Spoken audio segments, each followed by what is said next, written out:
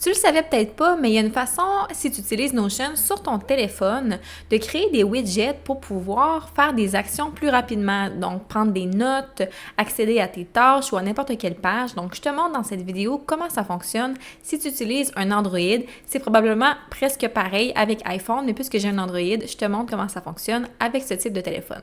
Donc, c'est assez simple. Tu vas cliquer longtemps sur l'application Notion de ton téléphone et quand tu vas voir la petite fenêtre apparaître, tu vas cliquer sur Widget ici. Et là, tu peux ajouter plusieurs types de widgets. Donc, prise de notes rapide, si je clique là-dessus et que je fais Ajouter, là j'en avais déjà un, mais là, je me retrouve avec deux maintenant.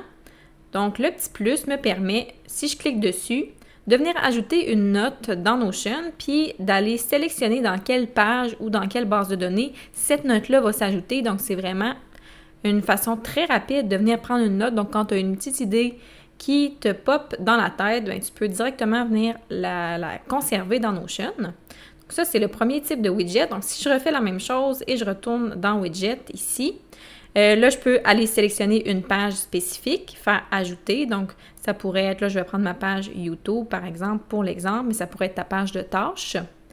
Moi, je l'ai déjà ici dans mes widgets. Donc là, des fois, il y a des bugs et ça prend un certain temps ou plusieurs essais avant que le widget s'ajoute, mais une fois qu'il va être ajouté, ça va fonctionner. Donc là, vu qu'il ne s'est pas rajouté, je vais faire la démo avec tâches. Donc, j'avais déjà rajouté un widget de tâches. Donc, si je clique dessus, j'accède automatiquement à ma page tâches.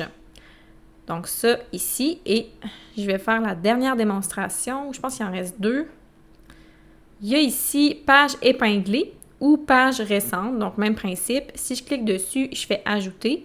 Là, je vais choisir le bon workspace. Puis, je vais avoir ma liste de pages. Donc, c'est la page, en fait, dans mes favoris sur mon menu de gauche dans Notion. Donc, moi, je l'ai déjà, celui-là. Et tu peux faire la même chose avec les pages récentes. Donc, il va te montrer les récentes pages que tu as visitées. Donc, tu peux les accéder super facilement après ça de ton téléphone.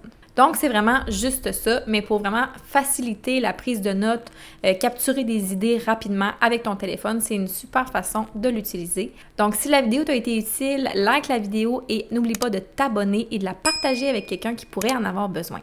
À bientôt!